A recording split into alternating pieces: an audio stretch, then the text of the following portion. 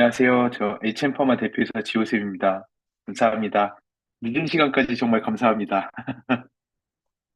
제가 어, 저희 회사 아마 아시는 분들은 아시겠지만 그 상장 프로세스랑 그것 때문에 제가 마지막으로 발표했던 게 부산이었던 것 같아요. 부산에서 제가 마지막으로 발표하고 그러고 나서 오늘이 처음이거든요. 오늘 낮에 광주에서 한번 발표를 했고 저녁 때 지금 줌으로 발표하는데 그러다 보니까 제가 오늘 낮에도 버벅거리고 딴 얘기 하다가 거의 장표를 5분의 1도 못 나가고 질의응답 받고 마쳤거든요. 그래서 제가 아직 조금 버벅거린다는 거 이해해 주시면 감사할 것 같습니다. 제가 다시 발표 시작한 지가 오늘이 처음입니다. 그래서 오늘 첫 발표를 이렇게 그 3부작으로 정말 그 아메이에서 정말 강하게 저에게 어필하셨거든요. 여기 에이스 그룹은 지금 총 4부작, 그중에 3부작으로 나와가지고 매주 이렇게 해가지고 꼭 잘 해주셔야 된다고 큰 부탁을 하셨기 때문에 제가, 맞죠? 지금 이번 주, 그리고 다음 주, 그 다음 주까지, 그 다다음 주까지 이어지기 때문에 마음이 조금은 편하거든요. 그래도 여러 번에 나눠서 할 수 있으니까. 그래서 오늘은 아까 말씀하신 거 들어보니까 이제 유저분들이나 그리고 이제 신규 파트너분들도 꽤 있으시니까 도대체 마이크로바이옴이 뭐고 도대체 왜 글로벌리 전 세계에서 그 빌 게이츠가 이 세상을 바꾸는 IT 하는 마이크로소프트 만든 IT 전문가인 빌 게이츠가 앞으로 세상을 바꾸는 3대 바이오 기술 중에 하나를 왜 마이크로바이옴이라고 하는지 그러면은 도대체 글로벌 아메이는 왜 거의 7, 8년 전부터 제품 하나 내지 못하면서 수십억에 달하는 돈을 투자하면서 이 미생물이라는 거에다 이렇게 포커스를 했는지. 그래서 이 제목과 같이 미래의 건강 관리, 그리고 앞으로 다가오는 헬스케어라는 곳에서의 왜 마이크로바이옴이 중요한지에 대해서 오늘 조금 최대한 설명을 하고, 어, 오늘도 마지막에 그래도 한 5분, 10분 정도는 Q&A를 한번 최대한 받을 수 있도록 조금 속도를 내서 나아가 보도록 하겠습니다. 예, 그래서 오늘 처음 들으시는 분들이 있다 보니까, 그리고 죄송해요. 제 컴퓨터가 이상한지, 이게 카메라가 지금 아까부터 계속 닦아보려고 하는데 엄청 뿌옇게 나오고 있네요. 죄송합니다. 그래서 오늘 이제 저희 회사에 대해서 처음 보시는 분들도 있기 때문에 저희 회사는 여기 보시는 것과 같이 HM Pharma라는 회사이고요. 원래 이름은 왜 HM이냐? 홀자펠 Effective Microbes라고 해서 홀자펠 Effective Microbes라고 해서 HEM이었는데 홀자펠 교수님이 이제 자신의 이름이 들어가는 게 너무 부담스럽다고 하셔서 Human Effective Microbes 사람에게 진짜로 효능이 있는 미생물을 다루는 기업이다라고 해서 HMPharma라는 회사입니다.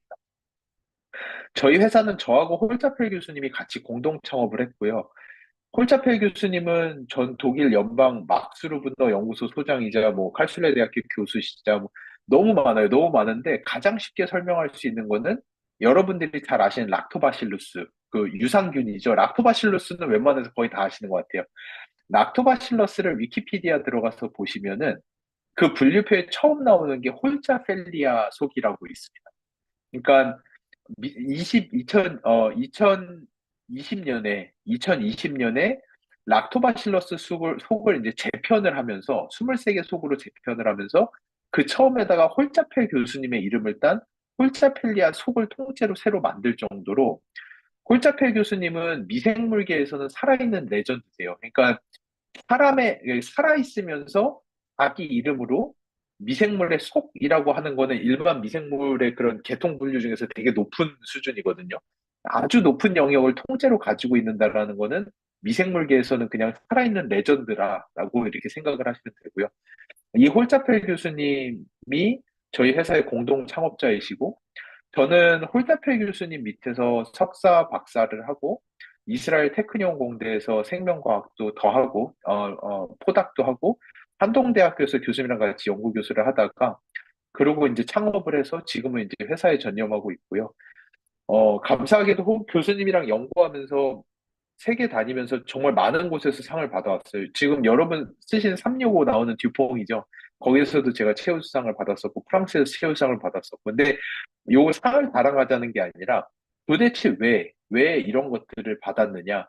그게 2010년대 초만 하더라도 이제 앞으로 마이크로바이옴이 도대체 뭔지에 대해서 설명을 드릴 건데, 마이크로바이옴이라는 연구는 2005년경부터 시작이 됐어요. 그러니까 저희가 한 20년밖에 안 된 아주 신생 연구 분야예요. 2005년도부터 시작이 됐는데 연구를 하자마자 과학자들이 센세이셔널한 발견들을 하기 시작했어요. 장 안의 미생물만 바꿔도 우울증이 낫는다. 장 안의 미생물만 바꿔도 당뇨가 낫는다. 장 안의 미생물 때문에 대장암이 누구는 걸리고 누구는 안 걸린다.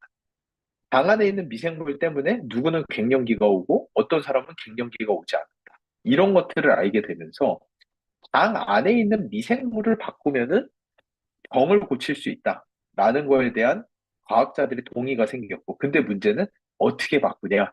조금 이따 설명드리겠지만, 장 안에 있는 미생물을 바꾸는 거는 이 지구의 생태계를 바꾸는 것만큼이나 어려운 일이에요. 그러다 보니까 대부분의 회사와 연구자들은 장 안에 있는 미생물은 너무너무 복잡하기 때문에 우리가 디자인을 해서 바꾸는 건 불가능. 우리는 어떻게 해야 되느냐? 그냥 다른 사람의 똥을 캡슐에다 넣어서 그 캡슐 먹고 다른 사람의 마이크로바이옴을 이식을 합시다. 라는 과학으로 완전히 바뀌어 버렸어요. 근데 저하고 홀짜펠 교수님은 마이크로바이옴은 약으로만 쓸 거면 오케이. 다른 사람 똥을 내가 죽기 직전이라면 오케이. 내가 먹어볼게. 다른 사람의 똥을 약이라면 죽기 직전이야. 그러면 오케이. 근데 마이크로바이옴이 진짜 파워풀한 것은 헬스케어거든요. 일반 서플먼트, 건강기능식품, 헬스케어, 식품의 영역에서 너무나도 파워풀한 게 마이크로바이옴인데 어떻게 우리가 다른 사람의 똥으로 먹고 그게 말이 되냐. 그거 말고 우리는 3세대 마이크로바이옴에서 가장 어렵지만 이거를 해낼 수 있는 3세대 시뮬레이터 기술을 만들어서 다른 사람 똥 안 먹고도 마이크로바이옴을 디자인한 대로 바꿔보자. 라는 기술을 개발을 하다 보니까 어느 학회를 가나 저희는 희귀종자였어요. 그러다 보니까 저희 학회 가면 다들 다른 사람 똥을 먹으면 이렇게 돼요, 저렇게 돼요. 다른 사람 똥 넣었더니 뭐가 바뀌어요. 이런 얘기할 때 저희는 우리는 똥 안 먹는다. 우리는 디자인하고 바꾼다. 라는 발표를 하면서 가는 학회마다 최우수상을 줄줄이 받았었습니다. 그 정도로 지금 여러분이 손에 들고 있는 마이랩이라고 하는 아메이가 도대체 왜 이 마이랩에다 그렇게 큰 공을 들였냐? 수백만 불의 돈을 투자하고 10년 가까이 연구를 해서 출시했냐? 전 세계 유일하게 다른 사람 똥 안 먹고 마이크로바이옴 조절할 수 있는 게 마이랩밖에 없습니다. 그 정도로 저희가 이 연구를 2011년에 제가 첫 발표했으니까 2007년경, 8년경부터 했거든요. 저희 마이랩 출시가 2022년이에요. 15년을 연구했어요. 15년을 연구해서 출시한 제품이 마이랩인 거고, 이 마이랩이 얼마나 대단한 제품인지 여러분들이 아시면 좋을 것 같아요. 이 마이랩 안에 저와 홀짜펠 교수님, 저희 연구실을 지나간 20명의 석박사의 인생이 녹아들어 있는 게 여러분이 지금 쓰고 있는 마이랩이라고 하는 제품입니다. 그래서, 근데 저희는 뭐, 그거 외에도 뭐, 나중에 조금 이제 3부작이니까 나중에 조금 더 풀어내면서 제가 해왔던 연구의 히스토리라든지 저희 회사가 발전했던 모습이라든지 이런 것도 나중엔 조금 더 말씀을 드리겠지만 원래 저희는 신약 개발을 주로 하는 회사예요. 그래서 저희 회사의 주주로 셀트리온도 들어와 계시고 그리고 저희가 뭐 우울증 치료제도 미국 FDA 임상 이상으로 가서 신약으로 개발 중에 있고, 그리고 암 수술하시는 분들이 배변 조절이 잘 안 되세요. 항암제가 너무 독해서 장세포가 다 망가지면서 악성설사, 악성변비로 시달리시는데, 그거를 치료할 수 있는 마이크로바이옴 치료제도 서울대병원에서 임상을 한 번 했고, 호주에서 임상 이상에서 신약으로 개발을 하고 있습니다. 그래서 뭐 지노맥 컴퍼니 여러 회사들과 신약 개발을 하고 있는 신약 개발 회사인데, 저희가 가지고 있는 이 3세대 기술, 신약을 개발하기 위해서 만들었던 3세대 기술을 글로벌 아메이에서 처음에 너무나도 저희도 생각하지 못한 방향으로 글로벌 아메이가 이 기술을 받고 그러면서 글로벌 아메이가 이 기술을 신약이 아니라 맞춤형 헬스케어 쓰자라고 제안을 줬고 그러면서 그 당시에 얼떨결에 사실은 솔직히 말씀드리면 얼떨결에 그 당시에 제가 아직 교수였고 비즈니스에 대해서는 1도 모르던 제가 아메이에 20년 독점을 드리고 그래서 다른 사람 똥 안 먹고 마이크로바이옴 조절하는 거는 20년간 아메이밖에 못하는 그런 비즈니스를 만들기까지 왔는데요. 하지만 저희는 일단 신약을 하던 회사였고요. 그래서 떻게 이런 일들이 일어났는지는 앞으로 3부작 거치면서 시간이 조금씩 날 때마다 졸린 시간이니까 지금 좀 아이스 브레이킹으로 조금씩 풀어내면서 제가 설명할 수 있도록 하겠습니다. 마이크로바이옴을 왜 이렇게 다들 집중하느냐? 어, 일단 몇 가지가 있어요. 몇 가지가 있는데 사람들이 원하던 인생이 바뀌었어요. 1960년대만 해도 60살까지만 살아보자. 이런 꿈을 다들 꿨어요. 그래서 그 당시에 의료계나 모든 바이오 의학계에서 연구를 하면서 도대체 왜 사람들이 60살을 못 살까? 라고 봤을 때 가장 문제가 되는 게 암, 당뇨, 고혈압, 심장병, 이런 것들이 결핵, 이런 거였어요. 그래서 지난 50년간 그 연구들을 엄청나게 해왔고, 요즘에 주변에 결핵으로 돌아가시는 분 본 적 있나요? 이제는 지난 1960년대에 인류가 가지고 있던 문제는 더 이상 우리에게 문제가 되지 않아요. 그러고 났더니 당연히 또 사람들이 요즘에는 60살 사는 건 당연해. 근데 문제는 뭐냐면은 나는 요즘에는 맘만 먹으면 100살까지도 살겠어. 뭐 돈을 좀 많이 써서 암 같은 거 치료하고 나면은 100살까지 사는 건 문제가 아니야. 근데 60살이나 70살을 넘어가는 순간부터 온갖 만성 질환으로 인해서 삶의 질이 떨어지는데 더 욕심이 나는 거죠, 사람이.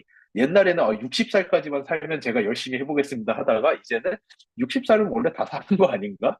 이제는 100살까지 살아야 되는데 60세 돼 가지고 만성 질환이 와서 삶의 질이 엄청나게 떨어지는데 그러기가 싫어. 이제는 100살에 죽을 거면 99살까지 먹고 싶은 거 다 먹고 운동하고 싶은 거 다 하다가 1년만 고생하다 죽자. 라는 게 요즘 사람들의 꿈과 희망이 됐어요.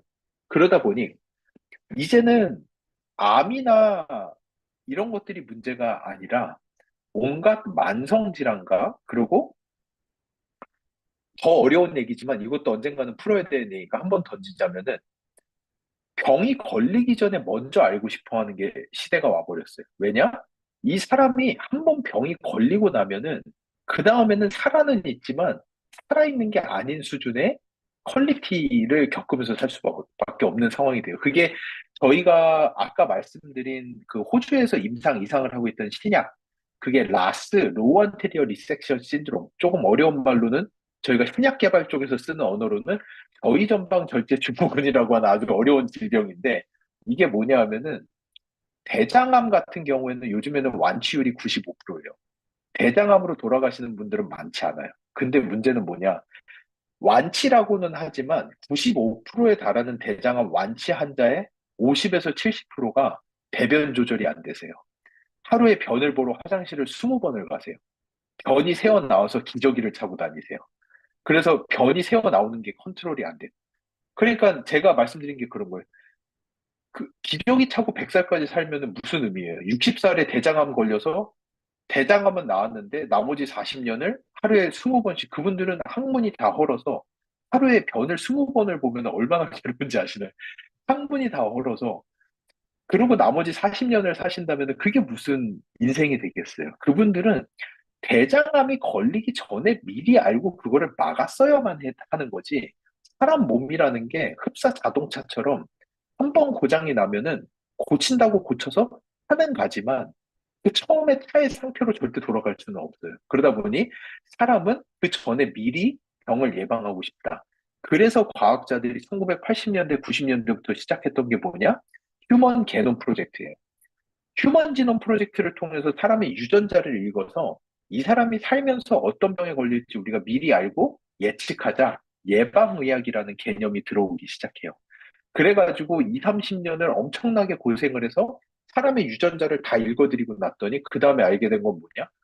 유전자로는 우리가 관심 있는 병은 그닥 예측이 안 되네? 라는 걸 알게 돼요. 그래서 요즘에 유전자 검사를 많이들 하시지만 유전자 검사가 가장 쓸모 있게 쏘이는 곳은 선정 검사예요. 임신하신 여성분들이 후세 태어날 내 아이에게 유전적 질환이 있는지를 보는 용도로는 좋아요.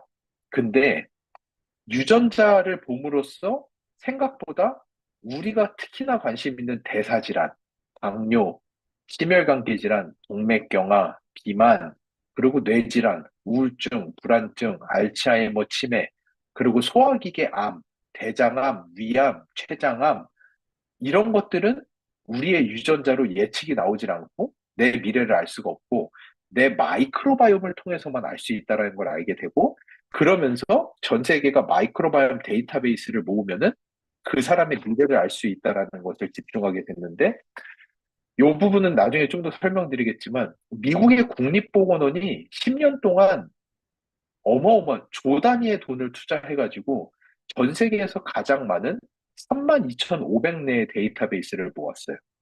근데 글로벌 아메이가 저희 HM파마와 피마스를 필두로 출시 2년 만에 현재 이미 7만 개가 넘는 데이터베이스를 모으면서 아메이가 글로벌 넘버 원 마이크로바이옴 컴퍼니가 됐습니다. 이미. 그래서 이런 것들이 아메이가 왜 마이크로바이옴에 집중을 하느냐. 아메이는 여러분들 ABO 분들이 사실은 한 사람의 미래를 보는 알고리즘을 손에 들게 되시면은 여러분들 사업하시는 데는 제가 볼 때는 여러분들의 사업이 문제가 아니라 여러분들의 시간이 문제가 될 거예요. 여러분들이 사람을 만나러 나가는 게 문제가 아니라 사람들이 너무 많이 찾아와서 시간 관리가 안 될 정도의 삶을 사시게 될 거예요. 생각해 보세요. 내가 이 사람의 마이크로바이옴만 보면 내가 이 사람이 몇 년 뒤에 무슨 병이 걸릴지를 안다? 그래서 이 사람한테 내가 포트폴리오를 짜주고 내가 짜준 포트폴리오대로 했을 때 3년 뒤에 이 사람에게 걸릴 병들의 퍼센테이지를 내가 낮춰줄 수 있다? 이러면은 주변에 있는 사람들이 내 미래를 알려줘라고 하면서 엄청나게 찾아올 수밖에 없는 구조가 돼요. 이게 아메이가 꿈꾸는 10년 뒤에 아메이, 뉴트리라이트 100주년을 맞이할 때 아메이가 가고자 하는 길이 이 방향. 그래서 아메이는 이제 더 이상 휴먼 네트워크 세일즈 컴퍼니가 아니라 아메이는 휴먼 네트워크 라이프 코칭 컴퍼니로 바꾸겠다라는 게 아메이가 이 마이크로바이옴에 엄청난 투자를 하는 한 가지 이유 중에 하나입니다. 이 내용은 할 얘기가 무척 많아요. 나중에 조금 더 풀어 나갈게요. 근데 지금 불가일식으로 아주 약간만 제가 풀었습니다. 그래서 그 내용이 이거예요. 앞으로 다가오는 헬스케어 4.0이란 무엇이냐? 미래를 예측하여 건강을 지킨다. 이게 챗GPT랑 제가 얘기하다가 나온 문구인데 너무 좋아서 제가 챗GPT한테 허락은 안 받았지만 제가 쓰고 있는 문구입니다. 미래를 예측하여 건강을 지킨다. 이게 앞으로 다가오는 세상의 가장 큰 화두예요. 근데 이 마이크로바이옴이 미래 건강 예측 모델 1의 핵심 데이터베이스가 예. 그래서 그리고 이미 아메이가 글로벌 넘버원 마이크로바이옴 DB를 가진 기업이 됐다라는 거. 이것만 보고서도 왜 여러분이 앞으로 다가오는 아메이의 10년이 얼마나 기대가 되는지에 대해서 생각을 하실 수가 있고 도대체 글로벌 아메이가 왜 수백억 불을 투자를 하면서 이 마이크로바이옴에다 지난 10년간 집중을 해왔는지 여러분이 아실 수 있을 거라고 생각합니다. 히포크라테스가 한 얘기죠. 모든 질병은 장에서 시작된다. 맞는 얘기예요. 어느 정도는 맞는 얘기예요. 제가 이거를 두 가지의 방면으로 풀을 건데요. 오늘은 여기는 3부작 교육이니까 제가 쉬운 내용부터 시작해서 조금 더 어려운 내용으로 풀어가 볼게요. 일단 제가 요거 설명 잠깐 하고 가야겠다. 쉬운 내용과 어려운 내용이 뭐냐면은 저희도 학회에 가서 발표할 때 마이크로바이옴이라고 하는 거는 조금 어려운 내용으로 갔다가 좀 쉽게 다시 올게요. 다이렉트 임팩트, 인다이렉트 임팩트라고 부르는 두 가지의 영역이 존재해요. 직접적 효능과 간접적 효능이라는 두 가지의 양면을 가지고 있어요, 마이크로바이옴은. 직접적 효능은 무엇이냐? 저희가 섭취하는 프로바이오틱스 또는 얘네들이 만들어내는 대사체, 얘네들이 자극함으로써 바로 만들어지는 특정 대사물에 의해서 우리의 건강 상태가 좌지우지되는 직접적 효능이 있고요. 간접적 효능은 우리 몸 안에 있는 30초에 달하는 마이크로바이옴을 얘네들이 자극함으로써 우리 일상 중에서 저희가 먹고 사는 것들을 우리 마이크로바이옴으로 인해서 다 약으로 바꿔서 인간의 자연 치유력을 극대화할 수 있다라는 두 가지 면이 있습니다. 이 두 가지 면에 대해서 제가 3부작에 거쳐서 조금씩 풀어드릴 건데요. 오늘은 조금 다이렉트 임팩트 쪽 이야기하고 인다이렉트까지 갈 시간이 있을지는 모르겠어요. 그래서 마이크로바이옴이라고 하는 거는 미생물이 저희 몸 안에 많게는 2kg까지 있어요. 저희 몸무게 중에서 2kg가 균이에요. 그래서 방염 걸려서 설사 엄청 하고 나면 살이 조금 빠지죠. 1, 2kg 정도 빠지죠. 그리고 건강검진 받을 때 이제 대장 내시경 하려고 당 세척하고 나면은 몸무게가 살짝 떨어지는 걸 느끼실 거예요. 그게 그 무게가 미생물 무게예요. 우리 몸에 미생물이 1, 2kg에 달하는 미생물 한 마리가 얼마나 작은데 1, 2kg라고 하면 어마어마한 양의 미생물이 저희 장 속에 있어요. 미생물은 잊혀진 장기라고 표현이 되고요. 미생물은 연구가 이제 20년밖에 되지 않았어요. 왜냐하면은 너무너무 어려운 연구였기 때문에 그래요. 이게 얼마나 어려운 연구냐면은 이 지구에 인간이 80억 명이죠. 그러니까 인간이 80억 명이 있어요. 이 지구 위에. 그것만 해도 어마어마하게 많은 숫자예요. 이 지구에 나무가 몇 그루 정도 되는지 아시나요? 이 지구 위에 나무가? 이 플래넷 전체 위에 나무가 3조 그루 정도 된대요. 3조 그루 정도. 한 사람 장에 미생물이 몇 마리인지 아시나요? 한 사람 장 안에 미생물이 30조예요. 30조. 이 지구에 있는 모든 나무의 숫자보다 10배가 많은 숫자가 우리 장 안에 있는 미생물의 숫자예요. 한 사람의 장 안에 있는 미생물의 생태계를 보는 게 이 지구의 생태계를 보는 것만큼 어려워요. 그러다 보니까 예전에는 우리가 가지고 있는 과학 기술을 가지고 한 사람의 마이크로바이옴을 풀어낸다라는 거는 불가능에 가까운 이야기였어요, 사실은.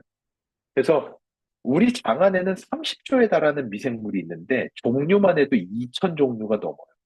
얘네들이 어떤 일을 하냐 하면은 어 저희가 예를 들어서 음 저희가 설탕을 먹어요. 저희가 이제 그냥 설탕은 아니고 알룰로즈와 같은 조금 특이한 구조의 달달한 달다리를 저희가 먹었어요. 그러면은 그 알룰로즈라고 하는 육탄당이라는 거는 탄소가 6개 붙어 있는 CCCCCC 옛날에 화학에서 아마 배우셨을 건데 탄소가 6개가 붙어 있는 당이 우리 몸 안에 들어오면은 첫 번째 미생물이 그거를 반으로 딱 쪼개요. 그래서 파이루베이트라고 탄소가 3개짜리 2개를 만들어내요. 그럼 얘는 요거를 하면서 먹고 살아요. 그럼 옆에 있던 미생물이 얘가 쪼개놓은 파이르베이트, 3탄을 가지고 한 번을 더 쪼개요. 그래서 CO2 하나랑 이탄인 아세테이트 하나로 만들면서 그것만 하면서 먹고 살아요. 그러면은 옆에 있는 애는 2탄으로 만들어진 아세트산 2개를 붙여서 4탄으로 돼 있는 뷰티르산을 만들어요. 얘는 요것만 하고 살아요. 이게 여러분이 설탕 한 조각을 먹었을 때 똥으로 뭐가 돼서 나올지는 아무도 알 수 없는 거예요. 그렇기 때문에 제가 아까 처음에 말씀드렸죠. 과학자들이 이거를 우리가 이 나비 효과, 설탕 하나 들어와도 뭐가 될지 모르는 이 엄청난 나비 효과를 가진 30조에 달하는 생태계, 지구에, 지구 하늘에서 인공으로 비만 뿌려도 그거 하나 때문에 생태계에 어떤 문제가 생길지 아무도 예측하지 못하잖아요. 그 비가 땅에 하천으로 어디로 흘러가서 그게 뭐를 해서 그것도 예측이 안 되는데 우리 장 안에는 어마무시한 복잡한 상태가 있는데 이거를 예측하기가 어렵다 보니까 아, 됐어. 우리 이런 거 못해. 그냥 다른 사람 똥을 먹자. 그게 낫겠어. 오죽했으면 다른 사람 똥 먹자라고 할 정도로 그 정도로 어려운 게 마이크로바이옴이라고 하는 생태계예요.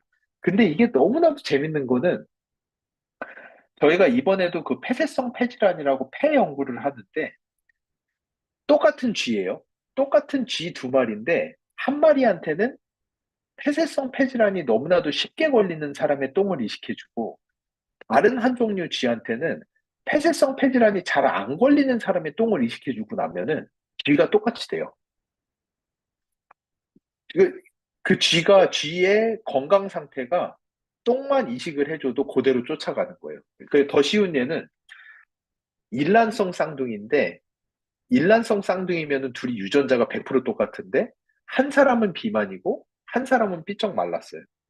그래서 여기에서 비만인 사람의 장내 미생물만 이식을 해줘도 요건 좀 뒤에 나오는 내용이라서 나중에 풀으려고 했는데 요거 설명을 안 하면 못 넘어갈 것 같아서 잠시만요. 요거를 내용이 뒤에 있으니까 제가 요거 하고 다시 앞으로 가겠습니다.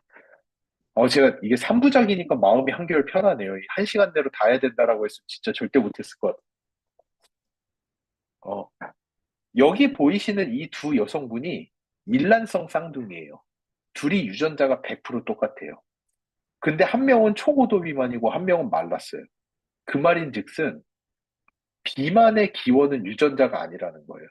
일란성 쌍둥이는 유전자가 100% 똑같아도 둘이 완전히 다를 수가 있는 거예요. 그래서 과학자들이 도대체 왜 이 사람은 초고도 비만이 되고 이 사람은 마른 거야? 도대체 둘의 차이가 뭐야? 유전자는 아닌데? 이 사람들의 그래서 마이크로바이옴을 빼가지고 쥐한테 이식을 해줘 봤어요. 비만인 사람의 똥을 빼서 쥐한테 이식하고 마른 사람의 똥을 빼서 쥐한테 이식했더니 쥐가 똑같이 바뀌어요. 비만인 사람 똥 이식받은 지는 비만이 되고 마른 사람 똥 이식받은 지는 마른 상태로 있을 정도로 저희가 이런 연구를 여러 종류를 해봤어요. 그 중에서 가장 놀라웠던 거는 우울증이었어요. 우울증이 걸린 사람의 똥을 이식받은 쥐는 우울해져요. 그리고 되게 불안감이 높고 정상인의 똥을 이식받은 쥐는 정상이에요. 그 정도로 마이크로바이옴이 우리 몸에 관련된 엄청나게 많은 양의 질병에 관여를 하고 있어요. 그런데 이게 다 너무 복잡하지만 이거를 관통하는 하나의 이론이 있어요. 그 이론이 뭐냐? 이게 사람의 장이거든요. 여기가 사람의 장이고 여기가 장 안쪽. 그러니까 이쪽으로 쭉 들어가면 이 안에는 심장도 있고 폐도 있고 뭐 간도 있고 그런 쪽이에요. 여기는 뭐냐? 장이 이렇게 동그랗게 있으면 요 안쪽인 거예요. 장 안에. 그래서 사람의 장 벽에는 뮤커스라고 하는 점액질이 있고 그 안쪽에는 이렇게나 많은 미생물들이 살고 있어요. 우리가 먹은 음식은 이 위쪽에 있겠죠. 그래서 이렇게 넘어 들어가야 되는데 가장 큰 문제는 여기에 있는 여기에 보이시는 조금 빨간 애들 보이시나요? 점점이 빨간 애들 있죠. 얘네가 뭐냐? 공격 앞으로. 그러니까 얘네는 반동 분자들이에요. 여기에 살아야 되는 애들인데 내가 이 인간을 점령해 보겠어라고 해서 이쪽으로 넘어와가지고 내 몸을 공격하고자 하는 아이들이에요. 이 아이들이 여기를 넘어오게 되면은 너무 많이 넘어왔을 때 그거를 저희는 폐혈증이라고. 그래서 그 바로 앰뷸런스 타고 응급실 가는 거예요. 저혈압으로 그냥 뚝뚝 떨어지다가 돌아가시는 지경까지 가는 게 이게 너무 많이 넘어오게 되면. 근데 얘네가 너무 많이 넘어오지 않더라도 여기에 이 벽이 느슨해지기 시작하면은 여기에 있는 애들이 틈을 노리기 시작하고 그리고 또 뭐가 있냐면은 여기에는 미생물들이 이렇게 많이 살면서 여기에서 아이들이 너무 빠른 속도로 살았다 죽고 뭐 죽은 애들도 되게 많고 그래요. 그러다 보니까 여기 있는 대장균은 이미 죽었어요. 근데 대장균의 팔 한쪽이 틈이 조금 열리면서 넘어와 버린 거예요. 그러면 우리 몸 안에서 면역세포는 살아있는 대장균인지 죽어가지고 파란 짝만 넘어온 건지 애들이 알지를 못해요. 그러다 보니까 여기서 염증 반응이 엄청나게 많이 일어나기 시작해요. 그것을 저희는 당누수라는 현상으로 부릅니다. 당누수 증후군, 리키거 신드롬이라는 게 생기기 시작하면은 이 당 안쪽에서의 염증 반응이 엄청나게 많이 생기기 시작하고 심지어 이 패트리스 카니라는 교수가 정의한 정의는 뭐냐? 사람의 당 안에 미생물이 바뀌게 되면은 다양성이 떨어진다든지 미생물에 문제가 생기게 되면은 처음으로 발병할 수 있는 게 이 중간에 있는 거펄미어빌리티, 당의 누수, 당의 틈이 이렇게 생기게 되는데 이 당의 틈이 생겼을 때 가장 큰 문제가 뭐냐? 뇌에서의 포만감이 떨어지고 안에서의 염증이 생기기 시작하고 지방 축적이 빨라지면서 근육이 소실되기 시작한다. 이게 그 상태로 계속 가다 보면은 간염, 동맥경화, 당뇨, 심혈관계 질환으로 이어지는 만병의 근원이 장의 누수에서부터 시작된다라고 하는 뇌독소증, 엔도톡세미아라고 부릅니다. 여기서 이 논문에서 보시는 것처럼 우리 장은 이렇게 세포들이 여러 개가 이렇게 모여 있는 구조예요. 세포가 이렇게 모여 있는 구조인데 이 세포가 틈이 이렇게 벌어지면서 열리기 시작하면은 이 틈새로 미생물의 조각들이 넘어오기 시작하면서 그걸 리키베리어라고 하죠. 리키것, 당 루트라고 하는데 그렇게 되면은 액티브 인플라메이션, 염증 반응이 시작이 되고 염증 반응이 시작이 되면은 염증 세포들은 주변에 지방 세포들을 끌고 다녀요. 그러다 보니까 지방 세포를 끌고 오다 보니까 내장 지방이 끼기 시작해요. 내장 지방이 끼기 시작하면 지방이 산화가 되면서 염증이 일어나면서 당뇨가 촉발돼요. 동맥경화가 촉발되기 시작해요. 근데 문제는 이 염증이 처음으로 도달하는 곳이 우리의 뇌예요. 이 염증이 우리 뇌로 도달하게 되면 그거를 저희가 뇌신경염증, 뉴로, 어, 뉴로 인플라메이션이라고 불러요. 뇌에 신경에 염증이 쌓이기 시작하면은 얘네들이 공격을 받기 시작하고 거기에서 이게 누적이 됐을 때 시작되는 게 우울증, 불안증, 더 롱텀으로 길게 누적됐을 때 생기는 게 알츠하이머 치매라는 게 요즘 과학계의 정설로 들어오고 있어요. 그럴 정도로 이 장에서 발병하는 누수를 어떻게 막아내느냐가 제가 아까 말씀드린 다이렉트, 직접적으로 우리의 몸이 망가지는 마이크로바이옴으로 인해서 직접적으로 우리의 건강이 아주 나빠질 수 있는 가장 큰 요소, 이 장에서 누수가 일어났을 때 처음으로 촉발될 수 있다. 잠깐만, 시간 보면서 해야 돼. 우와, 벌써 30분 이상 가네. 속도를 조금 먼저 내가지고, 제가 마지막에 한 5분은 그래도 질의응답을 해야 되니까. 그러면은 이거를 우리가 어떻게 막을 수가 있느냐? 유산균을 먹어서도 효과가 나타나요. 근데 유산균이 갑자기 가가지고 뭐, 유산균 들어왔다고 해서 유산균이 이 틈을 무슨 뭐죠? 그 네덜란드 아이가 뭐 댐 막아서 뭐 하듯이 유산균이 이 틈을 막아주는 게 유산균이 하는 게 아니라 유산균으로 인해서 촉발되는 물질에 의해서 되는 건데 대표적인 게 단세지방산 안에서도 뷰티르산이라고 하는 물질이에요. 이 뷰티르산이라는 물질이 나와줘야지만이 그걸로 인해 가지고 요 틈이 막히는 여기에 보이시는 요 정션이라고 하는 쫀디기처럼 생긴 정션이 있거든요. 이 정션이 얼마나 요 정션이요. 요 정션이 얼마나 쫀쫀하냐가 내 장벽이 얼마나 튼튼하냐를 결정하는데 놀랍게도 이 정션, 가운데 있는 정션을 조절하는 애가 우리가 만드는 물질이 아니라 장내 미생물이 만들어내는 부티르산이라고 하는 물질이 이 정선을 관리를 합니다. 그러다 보니까 부티르산의 양이 얼마나 많으냐가 뇌의 장 누수 현상에 직접적인 영향을 미친다라고 볼 수가 있어요. 이거는 이제 요 정도 클로를 들으셨으니까 나중에 뭐 복습하시는 개념으로 유튜브 가서 방 누수 쳐보시면은 대부분 뷰티르산이랑 이런 얘기는 거의 다 해요. 아주 통상적인 이야기예요. 근데 여기에서 도대체 왜 아메이가 특별하냐?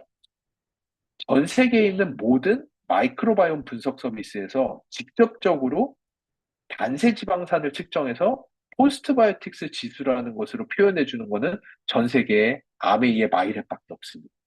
여러분의 포스트바이오틱스 지수가 이 단세 지방산의 지수를 이야기하는 거고.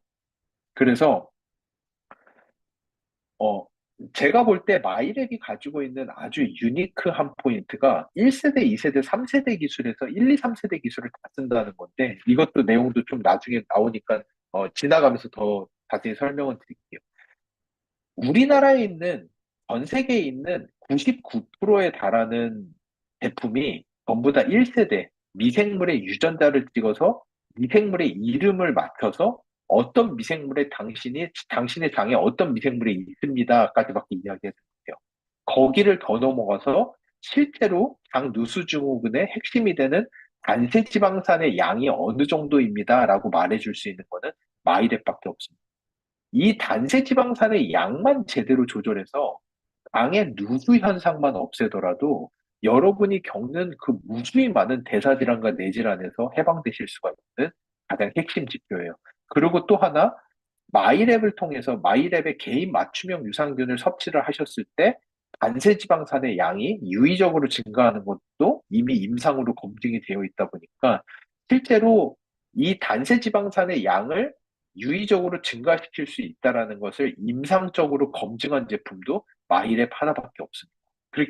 그것이 마이랩이 가지고 있는 전 세계에서 유일한 핵심 포인트라고 생각을 하실 수가 있어요. 그래서 여러분이 나가서 전달을 하실 때 여러 가지 내용을 하실 수가 있겠지만 들으시는 분이 딱 봤을 때, 이분은 10분 이상 집중하실 수 없겠다. 이분은 내가 인다이렉트 이펙트, 우리 영양소의 분해 흡수 과정과 드럭 팩토리라고 하는 마이크로바이옴이 하는 그 많은 역할을 여기까지 가기 어렵겠다. 그러면 일단 당 누수로 들어가신 게 저는 맞다라고.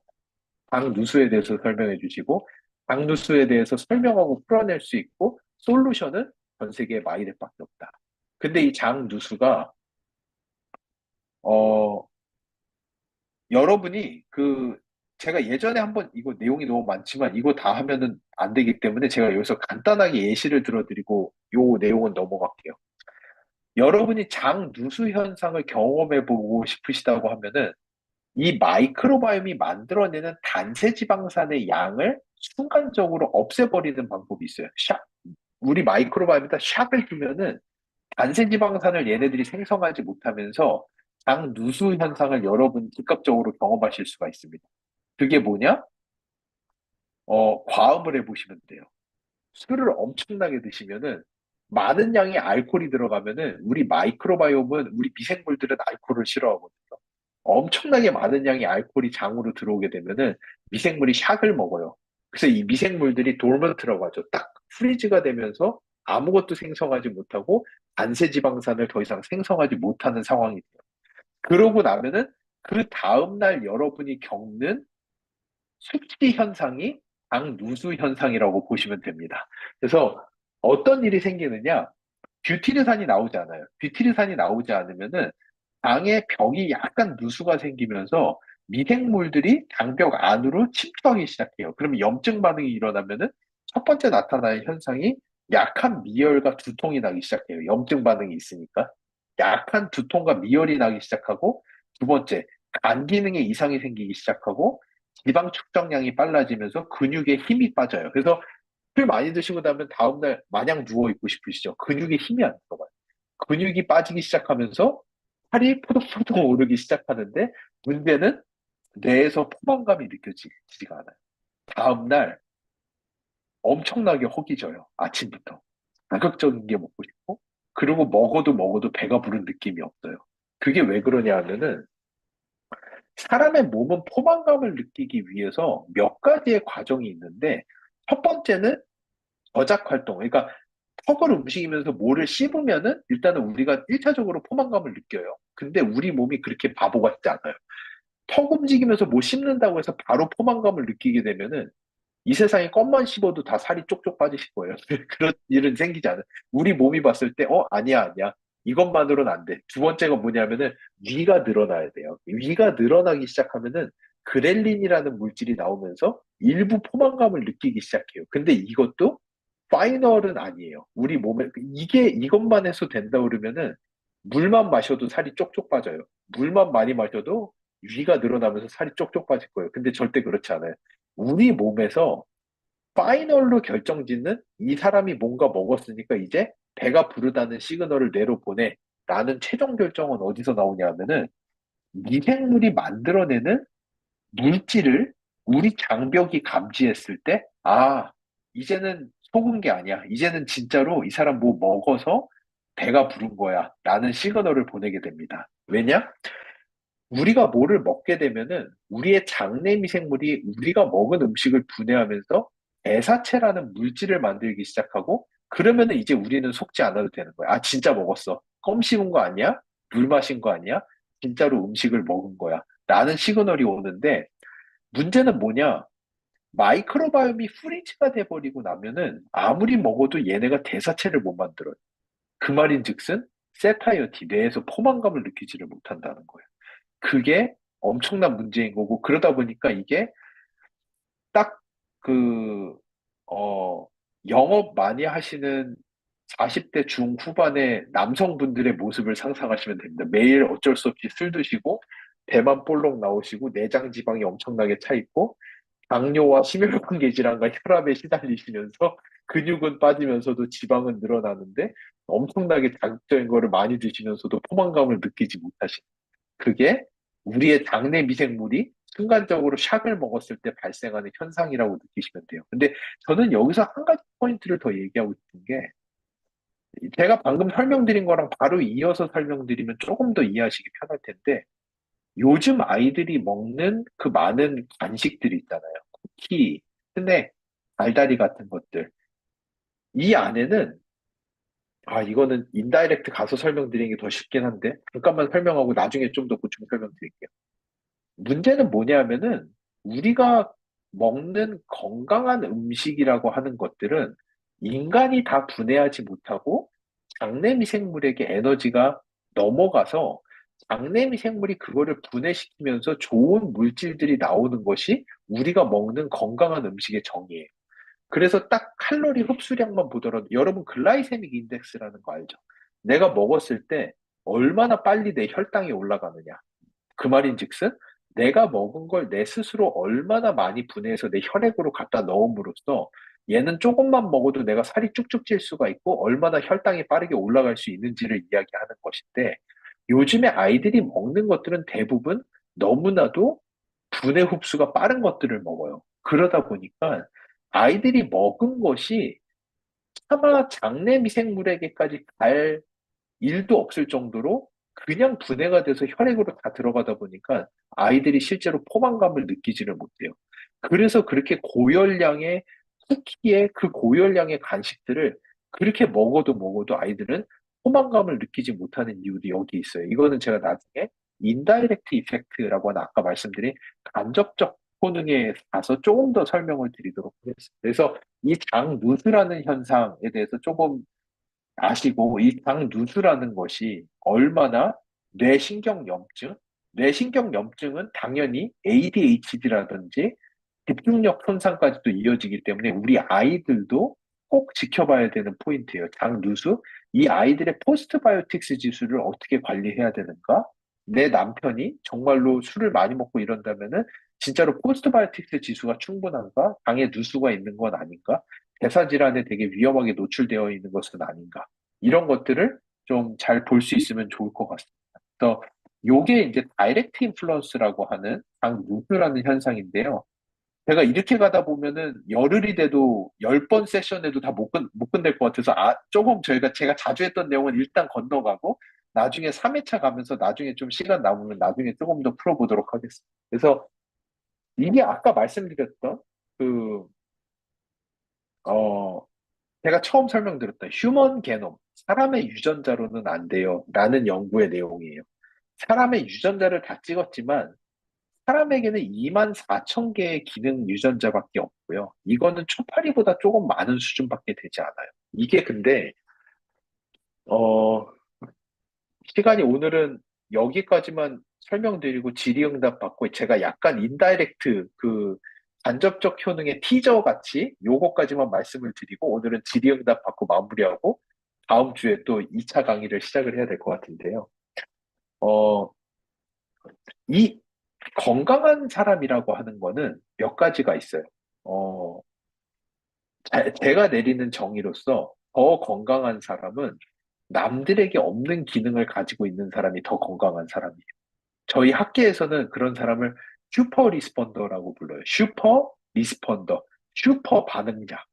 반응자라는 거는 뭐냐면은 이 사람이 우리가 살고 있는 자연계에 얼마나 반응을 할 수 있는 사람이냐가 사실은 건강한 사람의 되게 큰 기준이 돼요. 그러니까 인간은 옛날에는 나는 나야. 나는 나 혼자 사는 거야. 나는 내가 알아서 다 하는 거고 내 몸은 내 면역 체계 하나로 그냥 다 되는 거야. 라고 생각을 했는데 요즘 들어서 과학자들이 알게 되는 거는 어, 우리가 살고 있는 이 자연계를 내가 얼마나 활용함으로써 내 몸의 자연 치유력을 극대화시키는데 활용할 수 있는가가 실제로 건강한 사람의 아주 중요한 기준이 돼요.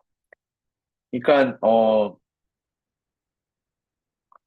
이런 거예요. 저희가 지금 그 아산병원이랑 같이 폐쇄성 폐질환, 그 폐 질환에 대한 연구를 하고 있거든요. 신약을 개발하고 있어요. 근데 요 연구를 하면서 저희가 재미있는 군이 하나가 있어요. 그 모집군이 뭐냐 하면은 헬시 스모커라고 건강한 흡연자들이에요. 실제로 건강한 흡연자가 있어요. 이게 뭐냐면 여러분이 뭐 TV에서 인간극장 뭐 이런 거 보시면 가끔 갑자기 한 120살 되신 할머니가 나오시는데 할머니가 막 주름이 엄청 짜글짜글한데 허리 꼿꼿하게 피시고 매일 밭에 나가서 밥 매시고 곡괭이질 하시는데 하루에 담배 2갑씩 피시면서 소주 3병씩 드시는 아시죠? 어떤 느낌인지 아시죠? 실제로 그런 분들이 계세요.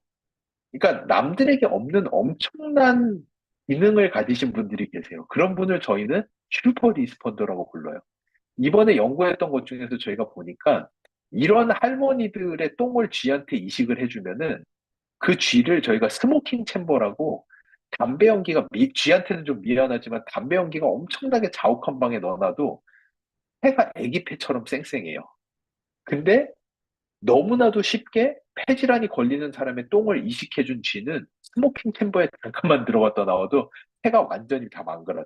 폐 섬유화가 일어나기 시작하고 천식이 바로 일어나기 시작하고 난리가 나요.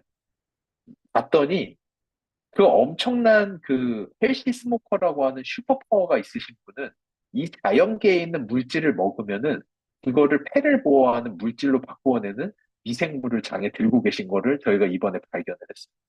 그래서 그 기능이 없으신 분들에게 그 미생물을 넣어주면은 실제로 폐가 보호가 된다라는 거를 저희가 이번에 찾게 됐고 그걸로써 신약을 개발하고 있어요. 이게 여러분에게 제가 약간 하나의 예시를 들어드리면서 새로운 시각을 열어드리고자 하는 거예요. 건강이란 도대체 뭐냐?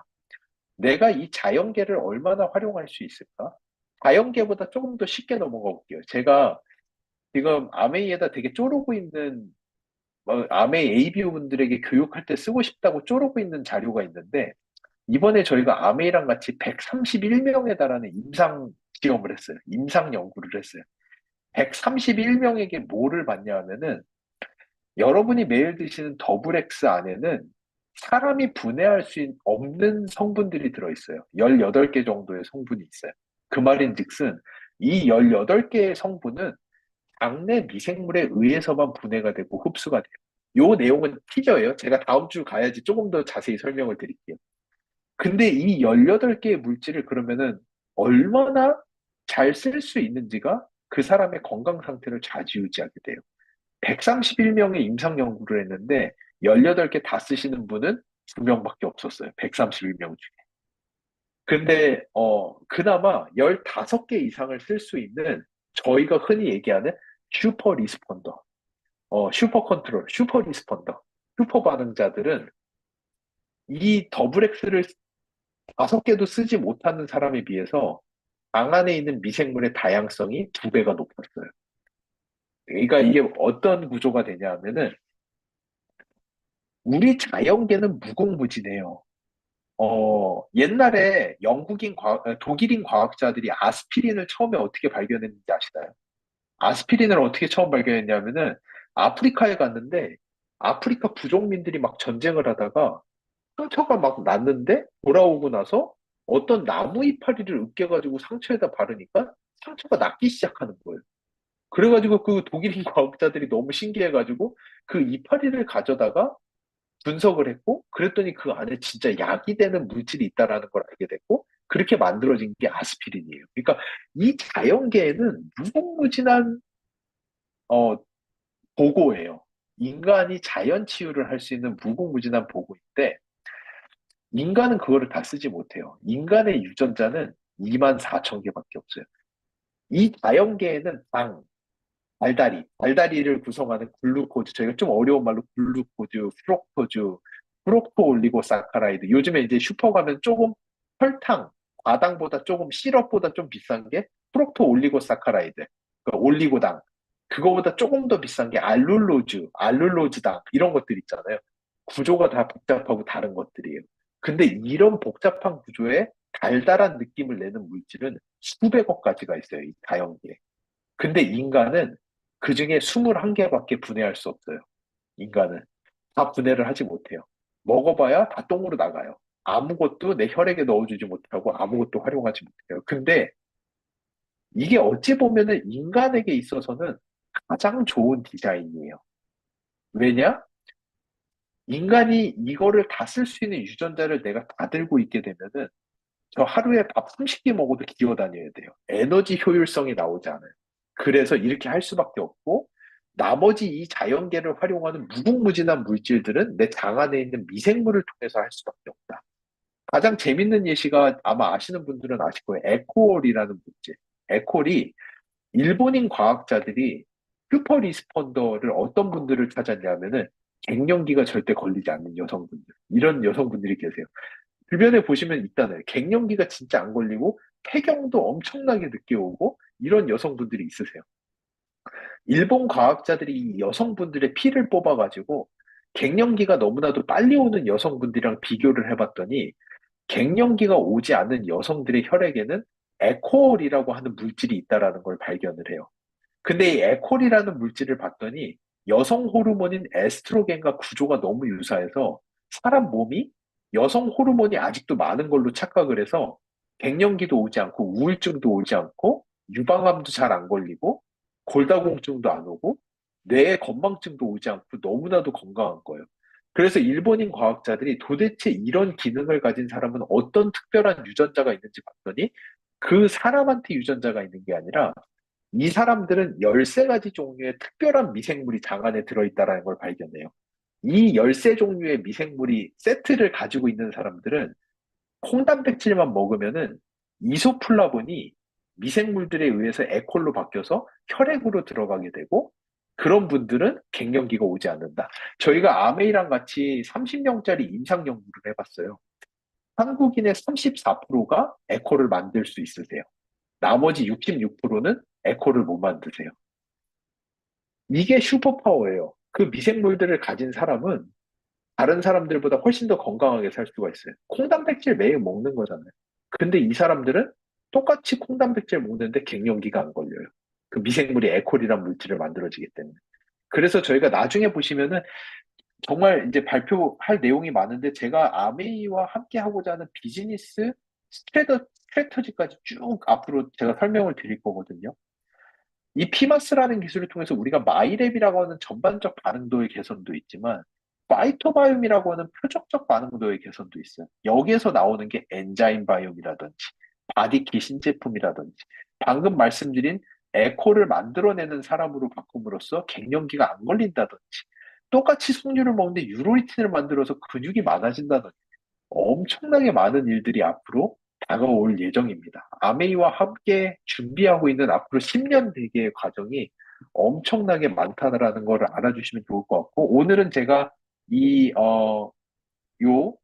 인다이렉트라고 하는 어떻게 인간이 자연계를 활용할 수 있는지, 그 안에서 마이크로바이옴의 역할이 도대체 무엇인지, 그리고 아메이는 이거를 극대화시키기 위해서 1세대, 2세대, 3세대 기술을 사용함으로써 어떻게 마이랩이라는 제품까지 나올 수가 있었고, 여기에서 만들어지는 데이터베이스를 통해서 파이토바이옴이라고 하는 신기술까지 넘어감으로써 표적적인 반응도의 개선, 단백질의 분해 흡수를 증가시킨다든지 이런 거에서 조금 더 시간이 남는다면 지금 저희가 하고 있는 겉모닝의 루틴이 왜 중요한 것인지, 겉모닝이 마이크로바이옴에 어떠한 역할을 하는지, 그리고 저희가 지금 쌓아 올리고 있는 데이터베이스에 대한 데이터베이스가 얼마나 귀한 건지, 이 데이터베이스를 가지고 미래가 어떻게 열리는지에 대한 내용, 그리고 더 시간이 나오면은 제가 결과지에 대한 리뷰도 조금 더 해드릴 수 있도록 장표는 다 준비가 되어 있거든요.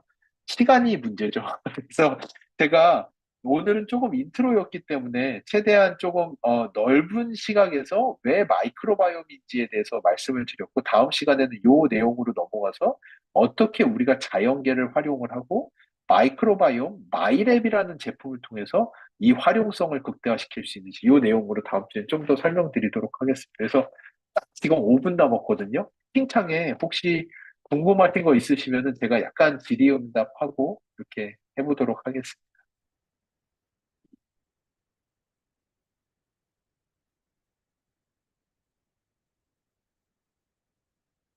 오전에 뵀던 분도 또 들어오셨나 보네요.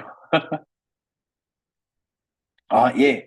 여기 이호연님이 질문 주셨는데요. 6가지 마이크로바이옴 중에서 맞는 걸 먹으면 어떤 미생물이 생겨서 쥐에 주입했던 것과 같은 그런 효과가 나타날 수 있는 건가요? 정말 좋은 질문이신데요. 일단은 저희가 마이랩이라는 거는 조금 더 다음 주에 좀 더 심화돼서 내용이 들어가겠지만 왜 6가지 있냐? 사실은 6가지도 불충분하기는 해요. 마이랩이라고 하는 건 사람 장 안에는 이미 2,000개에 달하는 미생물이 있어요. 그러고, 근데 문제는 마이랩 안에는 해봐야 2개에서 5개의 균주밖에 들어있지 않아요. 그러면은 흡사 많은 분들은, 그럼 뭐야? 2,000개에서 2,005개가 돼서 뭐 기능이 더 좋아졌다는 거야? 이렇게 생각하실 수가 있는데 그게 아니에요. 사실은 엄밀히 얘기하면 저희는 매일같이 수백 개에 달하는 미생물을 저희 장으로 수백 종류, 양은 수백억에 달하는 미생물을 저희 장에다 매일같이 넣고 있어요. 근데 문제는 여러분의 장의 인프라스트럭처가 안 좋아서 애들이 그냥 다 도망가는 게 문제인 거지, 넣어주는 미생물이 부족하지는 절대로 않아요. 이런 거예요. 어, 분당, 아까 이제 분당에 눈이 많이 왔다고 하셨으니까, 분당이라는 데는 처음에 분당을 만들어 놨더니 사람들 오지 말라고 해도 엄청나게 사람들이 와서 분당은 정말 순식간에 거대 도시가 됐어요. 왜 그랬을까요? 분당은 처음부터 길도 넓게 넓게, 지하철, 좋은 공원, 아파트, 인프라스트럭처가 엄청나게 좋은 거죠. 그러면은 사람들 오지 말라고 해도 엄청나게 와요. 근데 땅끝마을 해남에다가 매일같이 트럭으로 사람들 수천 명씩 실어다 날라도 1년 뒤에 해남 가보면은 사람들 아무도 안 남아있을 거예요. 다 도망가고요. 인프라스트럭처가 안 좋기 때문에. 우리 땅 속에 있어서의 인프라스트럭처의 핵심 요인은 뭐냐면은 유기산이에요. 유기산이라고 하는 산도를 어떻게 조절을 하느냐가 우리 장의 가장 중요한 인프라스트럭처인데, 그렇기 때문에 저희가 포스트바이오틱스 지수라는 거를 표현을 하는 거예요. 포스트바이오틱스 지수 안에는 일단 뷰티레이트라는 물질도 있고, 이 뷰티레이트라는 물질은 아까 말씀드린 대로 장 벽을 강화하고 장 누수를 억제해주고, 플러스 장 안에서의 유기산의 버퍼링 카파시티라고 하는, 이건 나 다음 시간에 좀 더 설명드릴게요. 그 유기산의 농도를 적절하게 만들므로써 여러분이 매일같이 저희 장에다가 넣어주는 수백 개의 미생물들이 이 안에 정착할 수 있도록 환경을 만들어줘요. 마이lab의 핵심 기준은 뭐냐면은 포스트바이오틱스 지수랑 장내 미생물의 다양성이라고 하는 두 가지의 지표. 그래서 우리 장의 인프라스트럭처를 좋게 함으로써 장 안으로 유입되어 있는 미생물의 유전자의 양을 극대화시킴으로써 내가 자연계에서 뭐를 먹어도 약이 돼서 내 혈액까지 들어갈 수 있게끔 하자라는 게 마이랩의 가장 큰 목적이고, 그러다 보니까 아까 제가 살짝 보여드린 거에서 설명드린 것처럼 그거를 저희는 어떻게 정의를 내리느냐? 전반적 반응도의 개선이라고 저희는 정의를 내립니다. 그렇게 이해를 해주시면 좋을 것 같아요. 그래서 마이랩의 디자인과 마이랩이 어떻게 작동을 하는지에 대해서 다음에 조금 더 설명을 드리겠습니다. 박내미생물 변화하는데 시간이 얼마나 걸릴까요? 6개월마다 마이랩을 권장하는데 6개월 정도면 가능할까요? 박내미생물이 변화하는 데는 약 한 달에서 두 달 정도면 가능합니다. 그리고 아주 레디컬할 때는 더 빠르게도 가능해요. 저희가 6개월마다 분석을 권장드리는 이유는 오늘도 보면은 계절의 변화가 엄청나죠. 이 지구에서도, 이 환경에서도, 우리나라는 네 번의 계절의 변화를 겪잖아요. 근데 우리의 당내 미생물은, 지금까지 과학계 정리된 바에 의하면은 두 번의 계절의 변화를 겪어요. 1년에 두 번 정도, 6개월을 주기로 가장 큰 폭으로 마이크로바이옴이 변화하기 시작하는데, 이 변화의 폭이 우리가 마이랩이라고 하는 솔루션으로 커버를 할 수 있는 폭이냐, 없는 폭이냐를 저희가 예전부터 연구를 해왔고, 최종 결론은 우리가 감당할 수 없는 수준으로 마이크로바이옴은 6개월에 한 번 정도로 변화한다라는 게 저희의 연구 결과였고, 그래서 6개월에 한 번은 최소한 재분석을 하고 다시 한번 솔루션을 받아가시는 게 효과를 높이는데 가장 좋습니다라는 게 저희가 여러분에게 권고해드리는 거지, 6개월에 걸려서 변화하는 거는 아닙니다. 마이크로바이옴이. 그래서 저희가 최근에 후분석을 한번 했어요. 후분석을 해서 봤더니 요 결과가 저희가 마이랩 출시 전에 300명 대상 임상 연구를 했던 결과이거든요.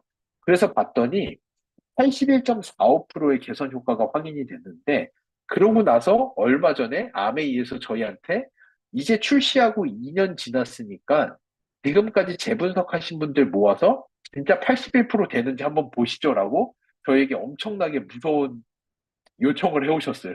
진짜 되는지 한번 봅시다라고 해가지고, 그래가지고 저희가 얼마 전에 4천 명이 넘는 분의 재분석하신 분들의 데이터를 다 긁어 모아서 해봤어요. 분석을 해봤더니 일단 첫 번째 71%의 개선 효과가 나타났어요. 안 되는 건 아니에요. 확실히 돼요. 근데 문제는 임상 연구했을 때보다 떨어진 거예요. 그래서 아메이가 도대체 왜 그러냐? 추적을 해서 찾아내달라 해가지고 엄청나게 통계 분석을 돌려봤어요. 봤더니 이 당시 임상시험을 했을 때는 딱 8주간 했어요. 변을 받아서 분석하고 8주 동안 마이랩을 드시고 8주 뒤에 정확하게 변을 다시 제출을 하셔서 8주 간격으로 전후에 어떻게 되는지를 봤어요. 그랬을 때 81%요. 근데 문제는 4천 명을 넘게 저희가 분석을 했더니 분석 주기가 다 다르신 거예요. 어떤 분은 3개월 만에 재분석하시고 어떤 분은 처음 받으신 솔루션을 1년 반을 드시다가 1년 반 뒤에 재분석을 하시더라고요. 그래서 오케이, 저희가 에버러지를 냈더니 딱 9개월이더라고요. 대부분의 분들이 9개월에 한 번은 재분석을 하시더라고요. 에버러지로. 그래서 오케이, 그러면은 우리가 9개월 안쪽만, 우리가 봤을 때 컨트롤러블한 범위 내에서만 봐보자 했더니 85%가 개선이 됩니다. 그 말인즉슨 6개월에서 9개월이 넘어가면은 죄송하지만 저희 언더 컨트롤이 아니에요. 그때부터는 저희가 디자인한 범주를 넘어가 버리기 때문에 저희가 효과를 장담할 수가 없어요.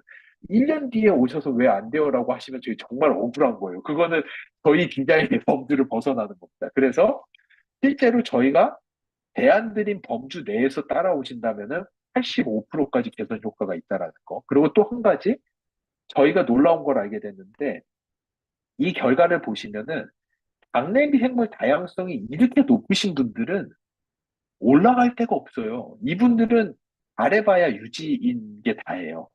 근데 장내미 생물 다양성이 이렇게 안 좋으신 분들은 이렇게 올라가실 수가 있거든요.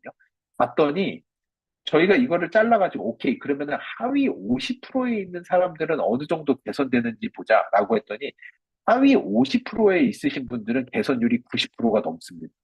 그러니까 처음에 안 좋으셨던 분들은 거의 다 개선이 돼요. 근데 상위 5%인데 저 왜 더 안 돼요라고 하시면 안 돼요. 상위 5%는 더 이상 갈 곳이 없는 분들이 너무 좋아진 상태이거든요. 그러니까 그렇게 이해를 해주시면 좋을 것 같습니다. 그래서 분석 주기는 일단은 6개월에 한 번 정도는 하는 게 가장 좋다라는 거. 그렇게 생각해, 이렇게 알아주시면 좋을 것 같습니다. 예. 그래서 제 시간이 일단 10시 4분이 돼서 오늘 질문 두 개밖에 못 했는데, 일단은 오늘은 이렇게 마무리를 하고, 다음 주에는 제가 인다이렉트 효능은 조금 더 빠르게 속도 내가지고, 저희 결과지에 대한 설명까지도 좀 갈 수 있게끔 최대한 빠르게 뽑아보겠습니다.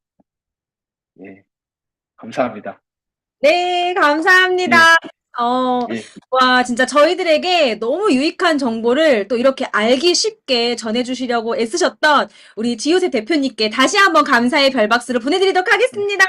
감사합니다. 네. 오늘 여기 질문 지금 보니까 너무 좋은 게 많은데, 다음에는 질문 시간 조금 더 뺄게요. 진짜 너무 좋은 질문이 많은데 죄송합니다. 다음 주에 다시 한번 질문해 주시면 다음 주에 시간 좀 더 빼서